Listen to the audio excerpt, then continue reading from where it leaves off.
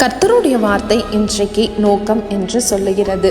நம்ம லைஃப்பில் ஏதாச்சும் ஒரு துக்க காரியம் நடந்துருச்சுன்னா அதை ஃபேஸ் பண்ணி முடிக்கிறதுக்குள்ளே கர்த்தரை 100 கேள்வி கேட்போம். ஏன் எனக்கு இப்படி பண்ணீங்க, ஏன் உங்களுக்கு காது இல்லையா, கண் இல்லையா, எதுக்கு அப்படின்னு சொல்லிட்டு அவரை ரொம்ப நம்ம நோகடித்திருப்போம்.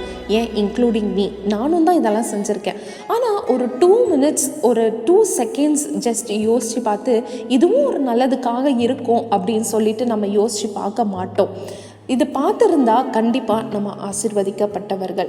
இன்றைக்கு எரேமியா 29ஆம் அதிகாரம் 11வது வசனம் இவ்வாறு சொல்லுகிறது: நீங்கள் எதிர்பார்த்திருக்கும் முடிவை உங்களுக்கு கொடுக்கும்படிக்கு நான் உங்கள் பேரில் நினைத்திருக்கிற நினைவுகளை அறிவேன் என்று கர்த்தர் சொல்லுகிறார்.